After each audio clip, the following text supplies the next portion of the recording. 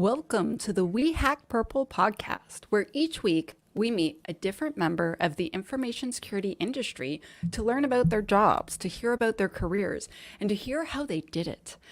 I'm Tanya, Janca, your host, and every week we meet with someone really interesting. And this week we're going to meet with O'Shea Bowens. This week is sponsored by ThreadFix, powered by Denim Group, and I am so happy to be here. Let's welcome O'Shea. Hi. How's it going? Good. Thank you so much for being on my podcast. And I literally just found out that you have a podcast. And I know I'm supposed to ask you a bunch of other questions, but can you just tell me about your podcast? Yeah, sure. So we, myself and a guy named Doug and Sienna, Doug and I started a podcast called Intrusion Diversity System like almost 2 years ago. We're in the third season. The general nexus of it was to provide a voice for or present a voice for people of color in security. So I've been doing this for a bit of time. Doug's been doing a bit of time. So ideally inspire, but also act as like a resource. So if someone's new to the field or looking to get in or just anxious, or even if they're in the field, and I have people contact me when they have like weird incidents without giving away too much. Like, hey, what do you think, I should do here type of thing. So it's really just to offer support and like a safe space to like, come hang out and feel welcome, really. Oh, that's awesome. I love it. Intrusion Diversity Podcast. Wait, or IDS. Intrusion Diversity System Podcast, IDS podcast. For those listening who can't see. Play on security tools. Nice. Okay, so O'Shea, how about you tell us a little bit about yourself? Yeah, sure. So my name's O'Shea Bowens. I'm in Boston, so East Coast right now. I've been here almost 4 years in September. Before that, I was in like Sweden doing some work at a betting company called Unibat. Before that, New York, and then before that, Vegas. Originally from Dallas. Have done a bit on the private and public sector. So right now, totally focused mostly on the private side. When it comes to the InfoSec side of things, it was really like a ironic or fortunate time because when I was in the sixth grade, we had year-round school. Year-round schools, it's not super popular across the country, but essentially it's like you literally go to school year-round, but you have like a week or two off every like month or something like that, right? So you basically get like summer spread out over like a whole year. But we had a computer programming class for like games. And that seemed, it was during the summer. I remember specifically, it was June. I was in sixth grade and I was walking back to my buddy's house and he was like, oh, my mom bought this movie. She said we might want to watch it. And I was like, cool, what is it? He's like, I don't know, it's called Hackers. Like, do you want to come over and like watch it? And we're like, the plan was to go play Star Fox 64 because that's like, if you remember like SNES. So that was like what we did every day after school, like me and my best friend. And we watched Hackers and then like there was like this weird light bulb moment that kind of like clicked. So computers became like really, I was into them at that point and we were making like little games or whatnot, but then I saw like, what you could kind of do with them. And then that just kind of like set me on a weird path, I guess. Oh my gosh, that's awesome. I love it when people have that light bulb moment where just everything kind of changed and your whole viewpoint changed. That's awesome. Yeah, it definitely did. It made me realize that the internet wasn't just like teenagers. Because at that point, I thought the internet was just mostly like people in chat rooms. Like I didn't really realize that like companies used it, to like manage like their business. It was a weird. It was just a very and you're like 12 or 13, so it's a lot to kind of like compress. Like Hackers it's still kind of it's not a super complex movie, but it's a lot thrown at you when you don't know any of that stuff. Yes. Acid burn. Yes. Beautiful. Awesome movie. Will you tell me your job title and then maybe describe what your job is like? Yeah, sure. So I started a company called Null Hat Security about a year and a half ago, maybe 2 years ago, actually.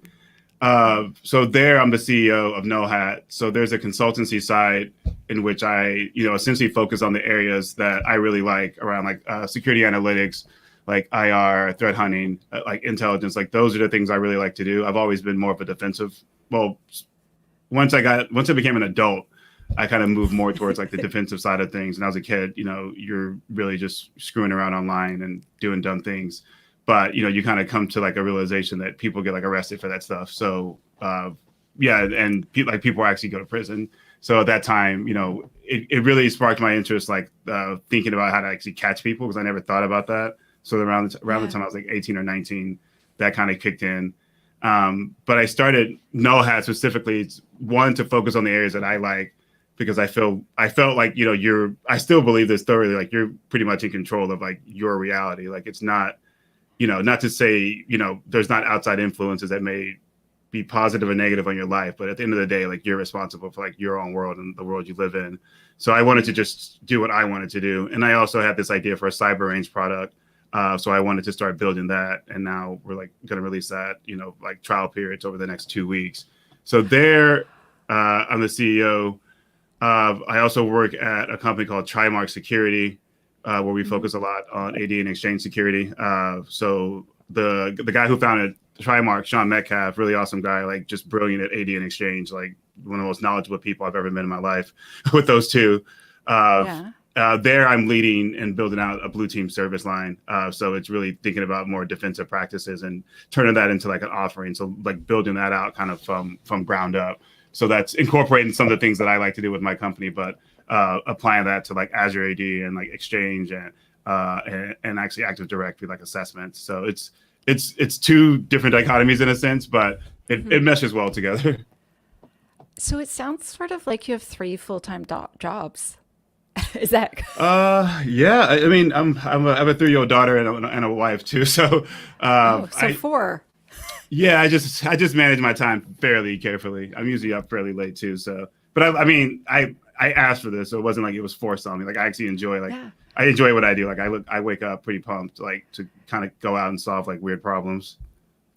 No, I work a lot. Like when you find something you love to do, I get it. I also feel like sometimes an opportunity comes, but your plate's pretty full. But you're like, oh, this opportunity looks really awesome, and it'll be really interesting, and maybe I could just squish things to the side of my plate.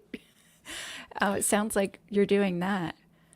Yeah, it's a weird dance because I was recently contacted by a company that does like security training. So they want me to come like do training, but I'm trying to sort out, could I actually realistically even do that? Like something would have to give, because I help out like some nonprofits too, like 3 or 4. So like it's like something would have to give, and I would love to teach. Like it's one of those weird things of like a time. Like, do you actually have the time to dedicate to this? And if I'm being honest with myself, it's probably not, unless something is taken off the plate. Someone made a flow chart and sent it to me, and it said, someone asks me to do a new project. And then the first box is, do you have time? And if the answer is no, then you should say no. And then the next one is, yes, I do have time. And then it goes to the next thing and it says, no, you don't, Tanya. I'm like, yeah, that's right. I don't have time. I'm lying right now to my own flow chart. Yeah, I think in part of it is like you want to help. Like if someone reaches out to you for like, to collaborate or to work on something, a part of you doesn't want to turn that down. It's like a humanistic, like human nature. Like, all right, well, you value me enough to ask for help. Like it feels weird to say no. But I mean, to keep like, for mental health reasons, I think you have to say kind of no, and physical health. Like you can wear yourself down doing too much. It's true. It's true. I have a friend, and she got these earrings that say no. And so she sent me this picture one day of her going like this with her earring that said no. And I was like, yeah, that's pretty clear. She's like, call me anytime. I'll cancel everything for you. Nice. I need more friends like that. Yeah, it's hard.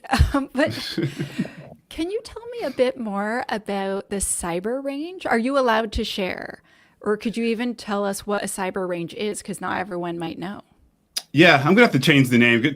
Well, we have a name, like we'll be releasing it in a couple of weeks. But the idea, I was working when I moved here from Sweden. I was working for a pharmaceutical company, and in that pharmaceutical company role, I was leading IR, but I was also like kind of de facto building out training for new hires, like onboarding. Yeah. And it kind of got to the point where this was something that would likely be available like company wide. And again, like light bulb moment was like, well, why am I building it out for free? Like, why am I building out content and training for free when I could actually maybe turn this into a business? So the idea behind the range is really to take people that are either like transitioning into cybersecurity or are totally new to it and help them understand where their skills and knowledge sits. So we have like practical assessments. They're like 90 minutes. And the idea is to take the output of that and link that to like actual jobs that are relevant to like the skills that the individual portrays. So we have this whole mixture of like the nice framework and my own like secret sauce for like this whole matrix that I built.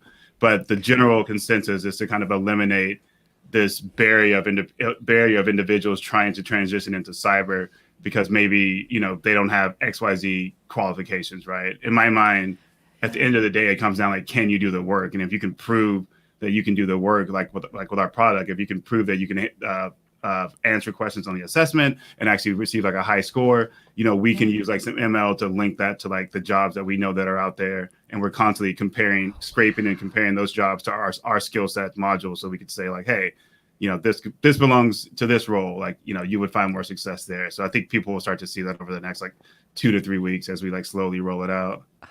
That is so cool. We were talking about creating like a piece of content. Like, do you remember those books from when you were young called Choose Your Own Adventure?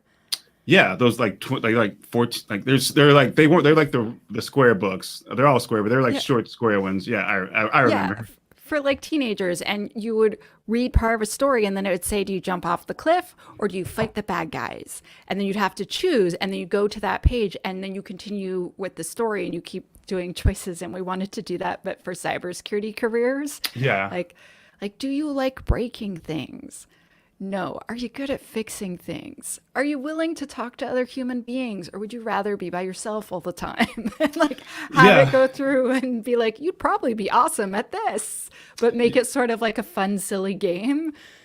Yeah, that's not a bad idea. I think a lot of people are confused when so the field is broad, as you know. So I think that causes some confusion and maybe frustration in some people, especially people that are entering the field, because they're being told, you know, you need this, you know, this cert over here in order to do this job. And whether that's true or not, you know, I don't believe that's totally true. Like I said, I've done private sector and public sector. I've worked with people that had PhDs and some that dropped out of high school and have GEDs, and they were all pretty solid kind of across the board. So I think we're not doing the industry a favor to narrow down the quote unquote requirements in order to like find a gig. Like it doesn't really help, especially with the stories that we have that, you know, like 3 million, I think it's 3 million by 2024. With that amount of individuals needed, you know, like how do you expect to maintain that or even reach that goal if we stay in the status quo? Like it's not going to happen. Yes. Oh, I really like your idea. I think that's going to be really cool, actually. Yeah, awesome. Good work. Thank you. When Hopefully that people buy comes, it. yeah, when it comes out, maybe send me a DM with it so I can retweet it for you, because I really want to bring more people into our industry. And like, I do application security, but I want everyone to come and do all the cybersecurity jobs, even the ones I don't know how to do, because like, I want to be able to buy shoes on the internet and then not be robbed. Do you know what I mean? No, I totally get it. Like file my taxes and know that, you know, then the tax money I sent goes to the government instead of, you know, malicious actors. Yeah, I think that's partly another reason why I like love the defensive side of things. Is it feels like in a sense you are essentially protecting like a part of the web or the internet, but in a sense you're also helping like not only strengthen like your community from a defensive side when you're sharing, you know, information, or you're sharing TTPs or things that you caught, artifacts you caught, you know, in your lab, or maybe you caught during a breach. You strengthen the community from that perspective, but also you make it overall safer when the more attackers you can kick out and identify. In my mind, like the safer the web is. Yeah. Yeah, no, I agree. I feel like cybersecurity work is very noble, like to protect others and try to make things safe. I have more questions for you, though, as you might have suspected. Could you describe like what a day is like in the life of your job? And since you sort of have more than one, like what is it like to be a CEO, and also especially like with a consulting wing and then a product wing? So like you're sort of in charge of two types of companies at the same time. What's that like?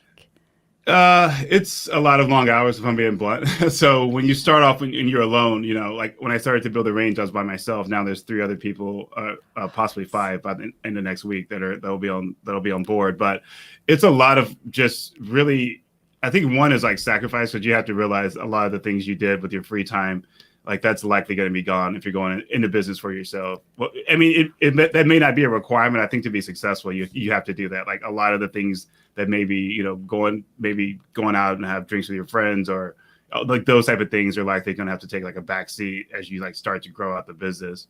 So I think a big part of it is just like this continuous learning. Like I had to learn more about how to file taxes, really writing up like SOWs that are like coherent and clear. So when you send it out to a customer, they're not like, what are you talking about? Like, why am I paying for this? You have to become confident in like report writing, with what you deliver towards the end of the engagement, with the idea of hopefully that person, still being a customer. So a part of it, time management, and looking at, when I wake up, I look at the news in the morning to just determine if there's been any like breaches or anything that I need to be aware of. It's planning out the day for no hat. I work on my no hat stuff mostly at night.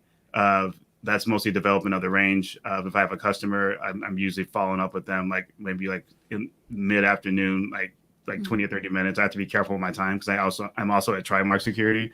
And there, from a day-to-day perspective, that's like the 9 to 5, where I'm building out like a blue team service offering. So helping focus on like defense in depth and applying, really looking at, what you can do to strengthen AD and exchange, but also how you could apply like the results of understanding AD and exchange posture to defense in depth practices, or thinking about it from a threat hunting perspective. Like, hey, well, you have this particular setting, this setting, if off, could lead to this type of activity. And being that you have no logging, you will likely miss this type of attack. So it's building out things like that. So that's just like crazy fun because it allows me to basically put on like the kind of like the research hat, but also just like, imaginative of thinking like, hey, what could we build to kind of solve a problem here, right? And those are usually like the type of environments where like I thrive, when it's not like a stagnant every day, you're doing kind of the same thing. Like those environments, like I burn out, fairly quickly at. Would you say that you spend a lot of time convincing your clients, please turn on logging or I will never have anything to investigate when you have an incident? Not after they have an incident. Like after it's happened, like they're much more keen to listen. But yeah, there's like a lot of the assessments I did last year were mostly like threat hunt and threat assessments. So threat hunting throughout the environment to scope out if there was any badness going on. But the threat assessment is really more of a pure assessment of like the actual environment, determining like where entry points are, determining, what versions of software are vulnerable, thinking about like where an attacker may actually try to gain a foothold, approaching it from that side. But I think with most people, most companies that don't actually have logging enabled, it generally is like they don't have someone to like monitor to run it like that. Yeah, exactly. It's money. So it's not that they don't want to. It's just, maybe the dude or the lady that's running, DevOps or system administration side of things is also responsible for security. So I see that a lot, where it's like an offshoot of someone's primary responsibilities, and security is tucked underneath that too. Yeah, 2 weeks ago, I was responding to an incident with a client, and I was like, see how you have no logs? So that means we have nothing to investigate, right? And I've been like trying to push, if you're going to write a custom app, it should log stuff. And so I'm like, we could go to the database. Oh, crap, there's none there. I'm like, okay, so let's talk about how we could do this in the future. And you don't want to sound condescending. It's like, I know it's really expensive. Yeah, and it takes time, but it's better than a fine or losing customers is the way I would kind of summarize, like the way I approach it with trying to bring in business or working with other customers. Like it's a lot less cheaper than a breach. Oh my gosh, yes. That is just that statement from then on. It's logging a lot less money than a breach. Feel free to use it. T-shirt. That's a really good idea. What types of personality traits do you think that someone would need to be good at your job? So I think we should kind of take this from two sides, like one, the leader of a company and founding a company and what that's like, but the other one, like forming a blue team and like talking clients into defense in depth strategies. Because that's hard, right? They're like, oh, well, we have one defense, it's fine. It's like, it's not. Yeah, I think one of the qualities I think from starting a business is like resiliency and a lot of like really positive reinforcement or just like acclamations upon like yourself that, that you can do it, because when you start something, and I don't think this is, I think this is just one of those things with people that think differently. But it's like you want to, when you want to start something and you share that idea with someone and they're like, oh, that doesn't seem realistic, or that's going to be a lot of work for you, it's going to be too hard, whatever it may be. I think you have to have like that mental resiliency to kind of just brush those things off and ignore it. It's not to say you ignore any piece of advice you get, because sometimes you get really solid advice. But I think because a lot of people have been kind of, I don't want to say brainwashed, really just conditioned to not take chances on things. So they pass that off to you verbally when you relay that something you want to do. So you have to like learn to like just ignore that, in a sense, to be all honesty, like having that mental resiliency to just push forward no matter like, what someone may think of what you're doing. Right. So from that side, I think that's a really important quality from, running a company, and also becoming more organized. I'm like the worst with organization. I have notebooks like everywhere across my office. Like I have like 3 calendars going that that sometimes I forget to sync, stuff like that. So it's like really taking notice and taking stock of like, and asking yourself honestly, like, hey, am I like an organized person? Because to run a business, like you need to be fairly organized in the beginning when it's just you and maybe a few other people.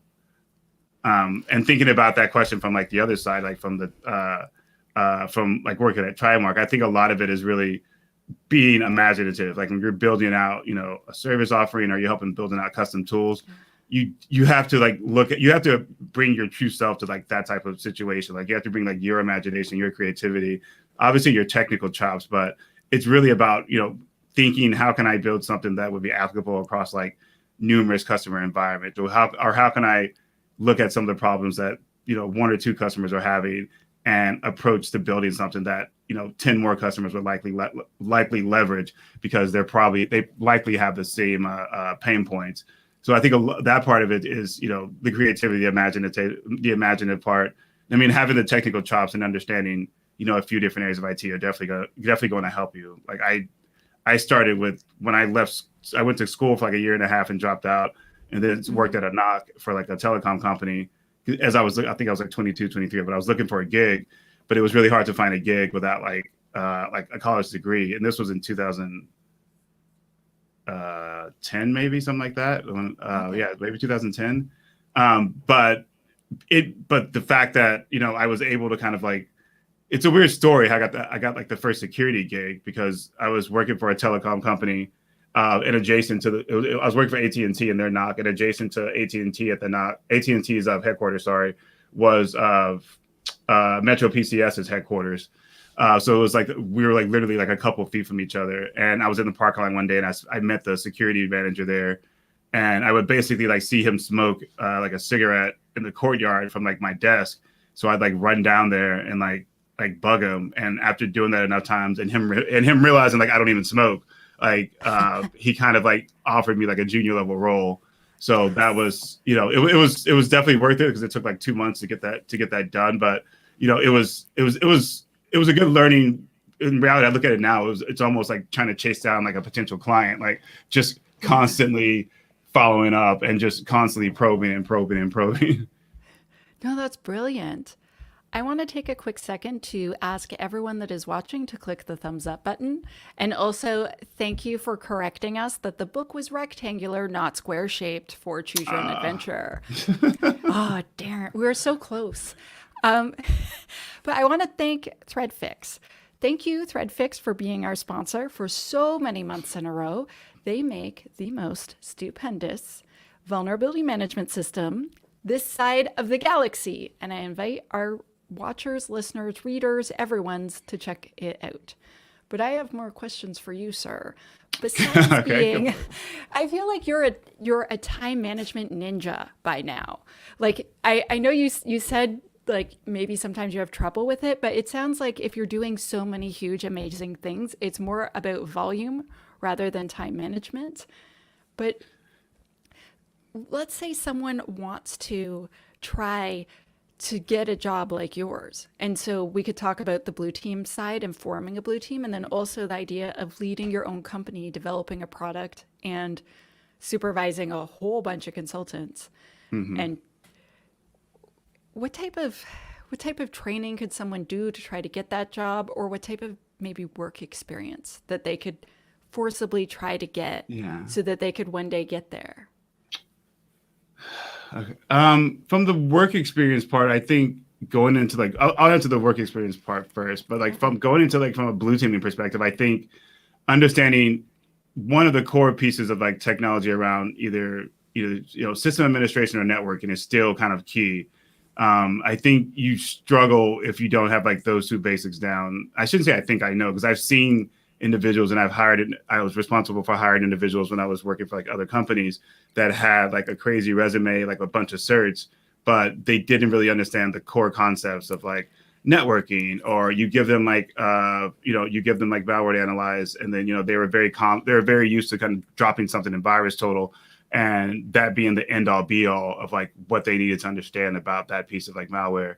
So and it's not their fault in a sense. I think it's mostly on the community, but taking that time to really understand some of the core basics, I think that's super key. And then just really identifying what you want to have fun with. Like, don't let someone bully you into like something that you don't want to do. I feel like a lot of people that are coming into security are like, and I think this is just messaging. They're like totally focused on like becoming a pen tester. Sometimes I'm like, I don't think it's as fun as you think it is. I know a lot of pen testers, and it's not all like roses, right? But that's just what's being told to people. I think that's just what's being like told to people, and that's where people's kind of expectations are. But from a defensive side, I would say that either networking system side of things, understanding how to like analyze threats. The cool thing is now is like there's so many like white papers on like, not white papers, write-ups on like breaches that have occurred over the last like 10 years. Like, and some of those are like 10, 15, 20 pages, but reading through those gives you a really strong idea of kind of the core sets of skills that are needed. Like if you look at it from start to finish with, identifying artifacts, analyzing those artifacts, moving through the logs, doing open source intelligence to determine if you could potentially perform some level of attribution. But when you read through breach reports, there's so many different areas of security that are being hit upon. That it's really impressive in a lot of ways to me. But I think that I recommend people do that are kind of looking to move into the field, so you can kind of understand, okay, well, this is why DFIR exists, or this is why you need an EDR or SIM tool or WAF or whatever. Like you start to understand more of like those concepts around the technology and their use cases, but also like what happens when they're circumvented. So I think that's like a really good way to determine what you want to do. Do you read the Verizon breach report each year? Because it's amazing. Yeah, it was actually weird because 2 years ago you saw this weird, like, I think it was like 20-30% uptick in like organized crime. I remember speaking to someone about that. So it's like, well, if you're like someone, whatever, I'm not advocating crime, but like if you're like some mobster or whatnot, like it's probably cheaper to pay some shady actor, 20-30 grand to go steal you, a couple $1 million versus sending out your guys to go rob a bank and potentially be shot at or like arrested. So it makes sense that they would move into this space because it's so easy to pull up Tor, not to say you would do this, but pull up Tor and find, some forums where you don't need to be vouched for, like those open forums that you can kind of just walk through the door, and find people that are willing to take payments for Bitcoin and do some shady stuff. So when I saw that in the Verizon report, I was like, oh, it's going to go up. Like, there's no way like criminals, especially organized crime, get a hint or a taste of how they can make easy money. And then they go back to like, the streets or whatever. Like, so to answer your question, yes, it's chock full of crazy stuff. Like the DBIR reports, it's really awesome. Yeah, it's awesome, but like I wish that one day it was boring, like in my future state where like OShea and I have secured all the things. Yeah. Okay, so I have more questions. So like let's say someone really wants to one day start their own consultancy, because I've had a lot of people ask me about that. They're like, how do you get contracts? I'm like, I don't know. I spoke at 150 conferences and then people offered me contracts. I don't think that's an effective or efficient way to try to get contracts. There's probably 10,000 better ways. So like if someone wanted to learn about how to start a consultancy, like, do you have any ideas for them, or maybe like a book to recommend? I went the hard way. Like I just said I'm doing it, right. So a lot of it was based upon like the network that I had. So I I was constantly putting out feelers in the network that I had. Like, hey, if you hear about, someone needing, help with anything related to like the SOC or IR or like threat hunting, like consultants, like small consults and like small contract roles, I was like, definitely let me know. I think a big part of it also is like when you're new, you kind of have to come in with a realistic like price point when no one knows you and like no one can kind of vouch for your work. If you're coming in at this high dollar amount, you may struggle, to get clients in. I did the same thing. I went on like a speaking tear before COVID hit. And the idea was like, which has bear fruit at times, like speaking at different conferences across like the world, really. People will reach out or follow up with questions that they may have or situations that they're in. Yeah, it's not the best. It's not the most efficient way to get customers. I think some of this boils down to like, you're going to have to grind it out on your own for some time until you can maybe find like, like a marketing company or some place that can help you with like a small budget and help you kind of understand what you need to do from a marketing perspective to get yourself out there more. I recommend just embracing the community, because I think the more people that know you and know what you're capable of, and this doesn't mean you're like a rock star. It just means like people know what you can do. When people have faith in like your capabilities, they're much more likely to like refer you to someone. I'm sure there's loads of books out there on this. Like I didn't really read any.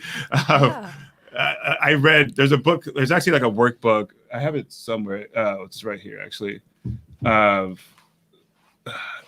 It's called Innovation.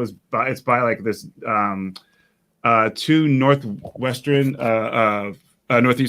professors, and one is like a serial venture capitalist, but he basically kind of lays out what he teaches like in the master's program in regards to like how you want to build out a product, what you want to think about for your MVP, or your how to build up your cap table, like all those things that if you're brand new to starting a company, like you just don't really think about. And that's relative to like selling a product. But a lot of the things in there, I think correlate to like actually like starting a business, like understanding who your kind of target market is. Like, if you're not going to do pen testing, be sure to declare that, right? Don't make yourself into this, I can do it all, just contact me, I can do it all, which isn't really like fair to you or like customers. So yeah, I mean, the best advice I give is just, look to someone. I did do this a lot. I looked at people I knew that actually ran companies, and I sat down with them. So like in a sense, no, I didn't read a lot of books about it, because I had like a decent network of individuals that have like started companies like 20 years ago, 10 years ago, that have been doing this, a lot longer than I have. So listening to them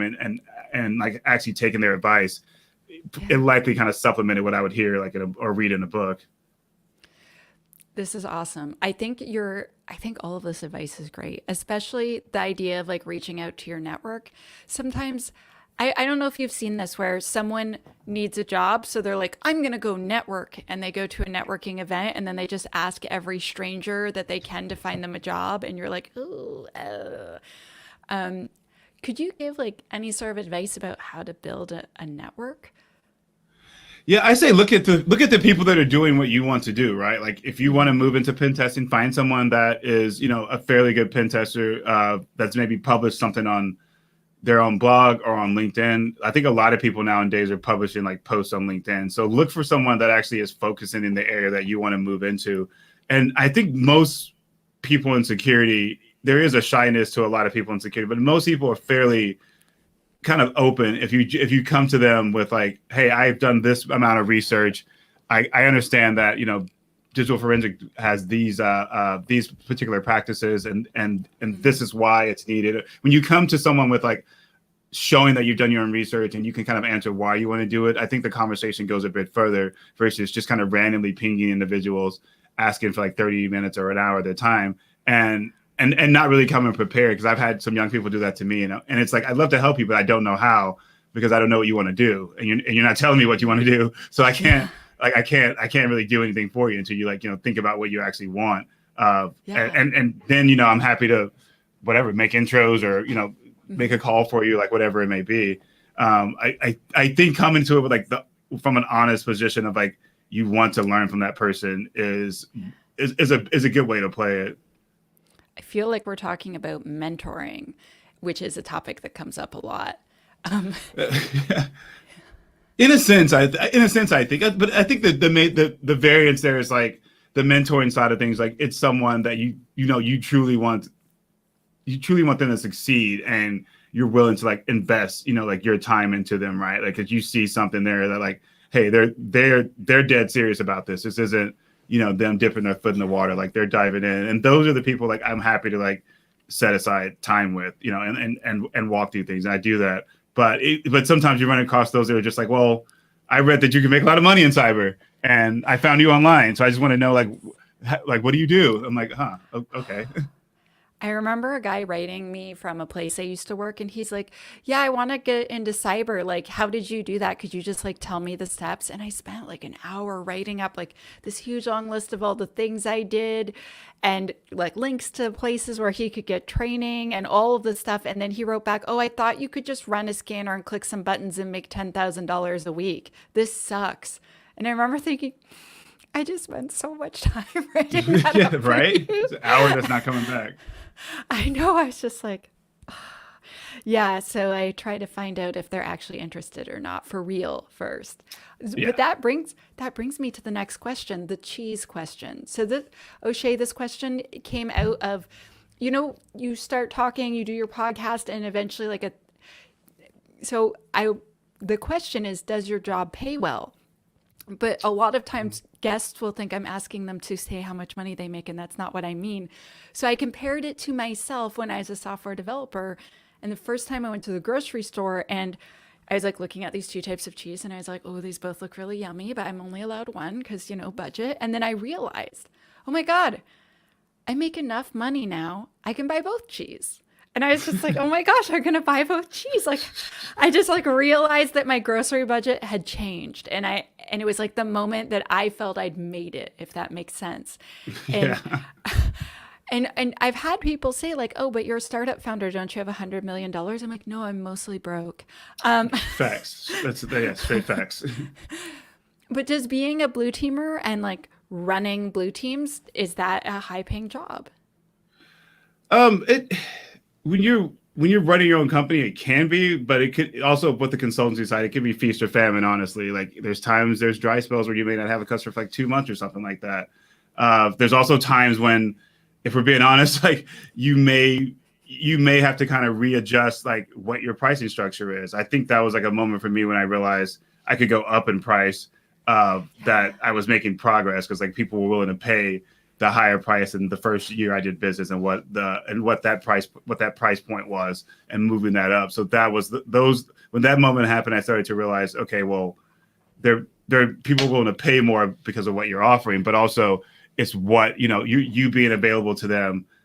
Even there, I still have people that call me sometimes that were like former customers that will ask questions that I'm not like gonna charge them for it. It's like, hey, if you have like 20 minutes, you need like 20 minutes for me to answer something. Yeah, cool, I'll help.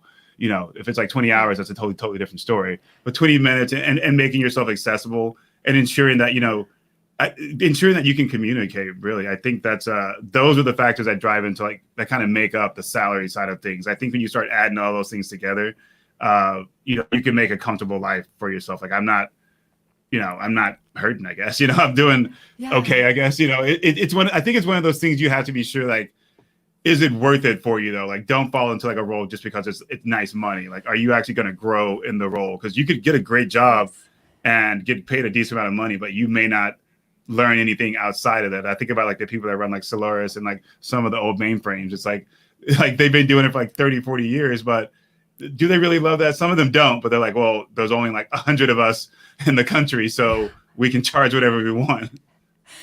I remember taking COBOL off my resume because I was like, I'm not willing to perform that work. Just no way. I don't care. I know it, but I know like I knew something like 16 or 17 programming languages, and I'm like, I'm not Jeez. willing to work in those ones. Yeah, I got kind of obsessed. That's impressive. I feel like a lot of people have like misconceptions about how much money can be made or how much money cannot be made. Like, so for instance, I was really terrified to leave Microsoft, but I just did my taxes, and with my company and my solo consulting work, I made almost as much money as I made at Microsoft, and it was my best year at Microsoft, right? And I was like, wow, and I only worked 9 months of the year. But I was very, very, very afraid to go out on my own. And I was really worried I wouldn't make it. And that's not to say everyone will make it and you should all quit your day jobs. But I feel like people like you giving honest and like open advice, like he's working really hard, folks. He's not just like rolling around in dollar bills and he's like, oh, I'll just go drink No. pina coladas all day. There's like serious effort involved in what he's doing. And he's doing three serious things like forming a blue team, hard. Then running his own company and running consultancy and doing that, that is serious work. But then also building a product. Oh my gosh, this is a lot. I feel like, Yeah, when you put it like that, I stay up fairly late. I drink a lot of caffeine, but I told myself this is like just a sacrifice that it's going to take for, a a couple of while. years. Like I was like, you're just going to have to suck it up for a couple of years. And the weird thing is, most of the people I know that are successful, not just in IT, I mean in business in general, they all kind of say like, you need to get through the first like 3 years or Yeah. 4 years, and things will shift. Like once you become more comfortable in yourself as like a businessman or businesswoman, you start to understand what you can and can't do, your limitations. You're able to like maximize your time, because I think a lot of people do this in the beginning when they start something. They take on like what's thrown at them because they feel compelled to like justify having the business, and then you may put yourself in a position where you're doing work you don't totally want to do just to keep like the lights on. Yes. I am guilty of that. In the first several months, there was a lot of just saying yes to everything because someone asked, and now being more selective and being more confident that you'll find the work, right? Yeah. And also that your product will be developed and that taking the time to make it be a good product. Like, are you finding it hard to resist releasing early? Like, Yeah, or are you the opposite where you wait no, we thought forever? about it. No, I thought about it with the team. We did it because we wanted to like have a release that spoke to like our message. So I wanted to be sure it was lined up with whatever it was lined up with, not only like what we're aiming towards, but but also ensuring like we have the capability to scale. We have the capability to like of ensure that sessions don't crash when we start letting people in. I think a lot of people have that twitch that's like, maybe we can go ahead and release it now, especially when you're developing with like a team of people. There's me and like three other people right now, and all three of them have full-time gigs too. So it's like the time's not a super huge luxury. We meet like maybe an hour every week. So it's one of these things of like really thinking about, you know how can how can I achieve this, but how can I do this in the best manner possible, and not just think like get it out there so you can start making money. I always want to do that. It's hard. I'm like, no, no, no. You have to do the QA process. No, no, no. You have to do this. And I'm like, oh, I just want to press go. Yeah, Yeah. I trust me, I know the feeling. Are there a lot of opportunities in our field to do the types of work that you're doing? I think so. I think most of the jobs, I think the majority of the jobs that are open are mostly on the defensive side. There's a nut. Someone's done a write up on this. I can't recall, but it was like like 50 or 60 something like that, or over 50% of the jobs that are on like that are available on the web from like a public sector side. That's mostly focusing on defense or some type of like GRC type of role, right? Then there's definitely a smaller portion around pen testing and things, but I think it's easier to go into. I shouldn't say easier. Let me take that back. I think it's yeah. I think it's easier to transition into defense as a junior individual than it is like as a red teamer, right? Because I think to get into red teaming, when you have like little to no experience, you're likely going to have to know someone. Because it's very hard for someone to take it, or you've won a lot of like HackerOne challenges or bug bounties, things like that. Like I've seen that happen before, where someone didn't have any actual experience with an enterprise, but they've won like 80 grand this year with bug bounties, right? So that kind of speaks to their proficiency. Yeah. But I mean, like, so I think that's I think that avenue, it becomes shorter when you do things like that, right? But if you look at most of the jobs that are out there, either from like a security analytics role, incident response role, even threat hunting and CTI, like those are areas where there's a lot of need. So companies are willing to kind of train you to come through the door. I've never been a pen tester. From what I know, I don't really hear of a lot of like pen testing companies that are like come in with like zero experience and we'll train you all the way up, unless you know someone there. Yeah, I also see a lot less full-time pen testing roles versus full-time blue team. Yeah, good point. Yeah, I think that's very true also. Yeah, because I mean, most people, the pen testing schedule is relying upon whatever their audit schedule is.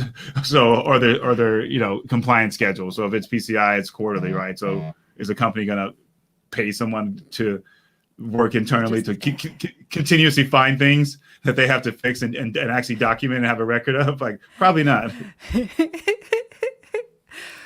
Okay, we have time for one more question, but first I am supposed to tell the audience that the book streams are starting. So I wrote a book called Alice and Bob Learn AppSec, which someone wonderful in my family cleaned my desk, and so I don't know where it is.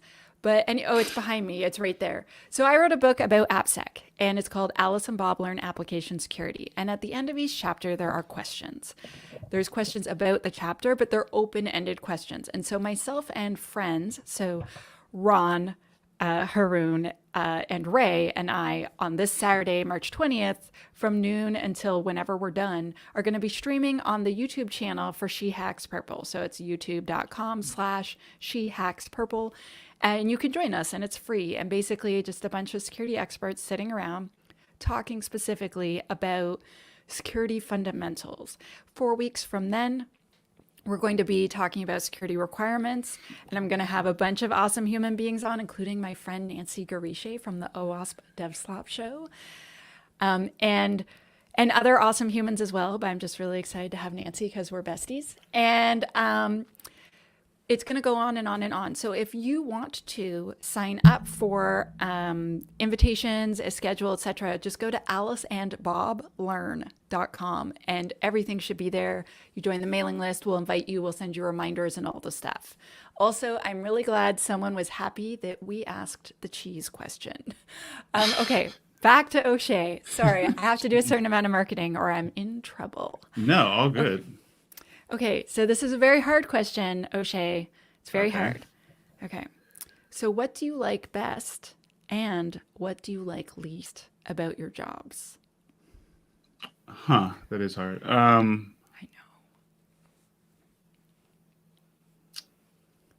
know. I'll say I'll start with least first. I think from a least side of it, I think the one thing that this is more of a frustration. I guess this frustration lies in the area of commitment to like budget to security, because there's been companies that I've worked for that were spending loads of money on, buying engineering tools because some of the devs requested it on a whim, like getting very little pushback, just saying that they needed it. But from a security perspective, when I tried that, like that didn't float, right? And I think one of the areas that I definitely get frustrated with is really in some ways, it's like this Band-Aid approach of, and this is two sides, this Band-Aid approach of security where, you're only needed in the times of like incidents or in the times of like crisis in a sense, right? Like that's the time where it's a huge focus on the security department within an organization. But at the same time, the other side of that ball, or I guess I said Band-Aid, the other side of that Band-Aid, which doesn't make sense, but we'll just go over that. The other side of it is this surprise when things do happen, when either senior management or other IT departments are partially in this like weird space of almost wanting to blame security. I don't know if you've ever dealt with that before, but I've been on teams before where there's been incidents and, their thinking is we should have caught it because our primary role is security.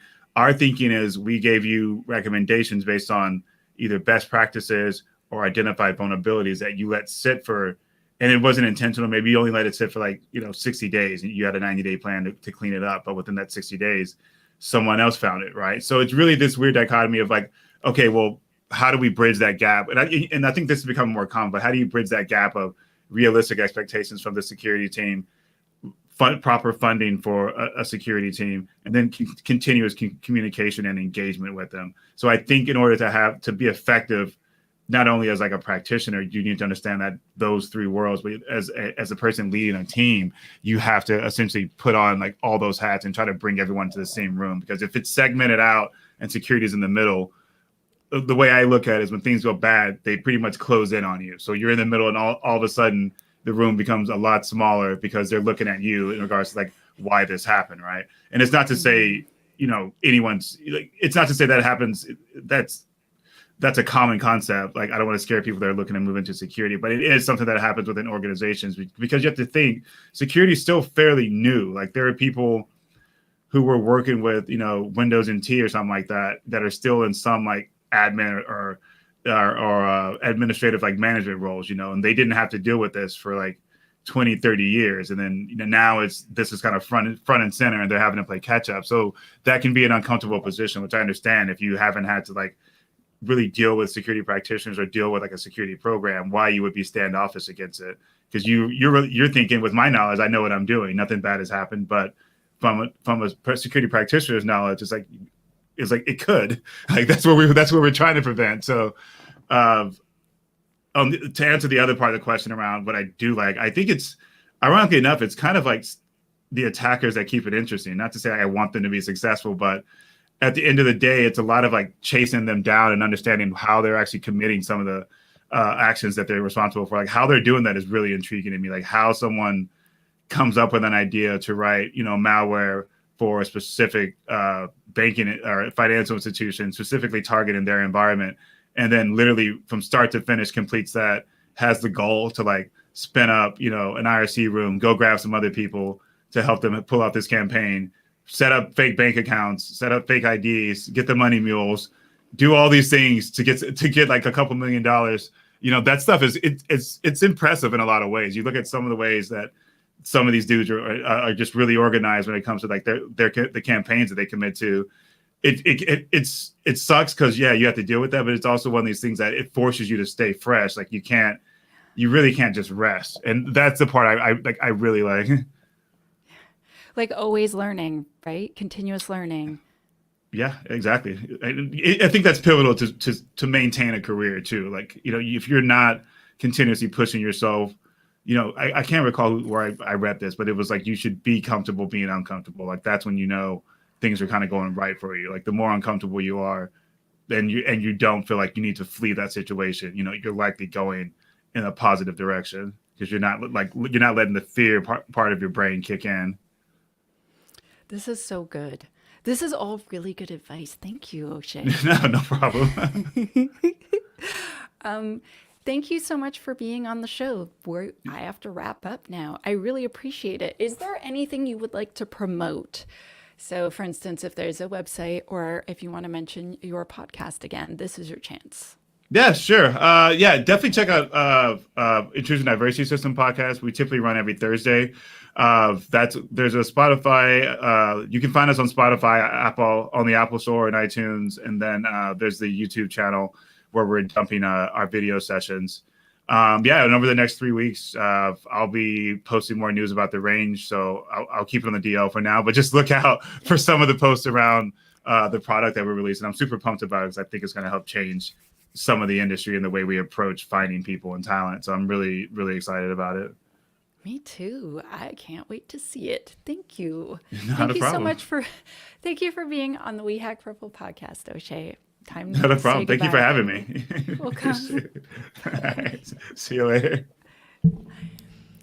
Thank you for listening to the We Hack Purple podcast, where each week we meet a different member of the information security industry. O'Shea is a wealth of knowledge, and I honestly, truly, I'm really looking forward to seeing his cool new thing he built. That's kind of one of the exciting things about being a host of a podcast. I want to thank ThreadFix, powered by Denim Group, for being our sponsor once again. Your continued support means so much to us. I also want to ask everyone to subscribe. You should definitely subscribe, and if you've already subscribed, press the like button and perhaps even write us a review. It's definitely something we would appreciate. Next week, we will be having Veronica Schmid, and she's going to tell us what it's like to be an assistant professor and a security researcher who specializes in medical devices. The next week, we're going to have Ayodele Adubela. I really hope that I said that correctly. When she's on the show, I'm going to get her to teach me how to say it so I say it perfectly. But she's really awesome. She's a data scientist, and she kind of melds security and data science and privacy, and basically trying to get out of a lot of the bias that ends up being in our data. Because if we don't collect it properly and we don't look at it properly, it can be really quite biased. The following week, we have Swathi Joshi, and she's going to talk about what's like to be the manager of engineering in detection and incident response, which is pretty exciting. She's from Netflix, and we know my feelings on Netflix. Also, did you know Netflix has their own YouTube channel for their security team? You should definitely check it out. It's really cool. Okay, one more week. Annie Hedgepeth, and she's going to talk about being a senior cloud automation engineer. Basically, there's all sorts of cool jobs coming. I'm really excited to talk to all these people. My name's Tanya Janca, and thank you so very much for listening to the We Hack Purple podcast.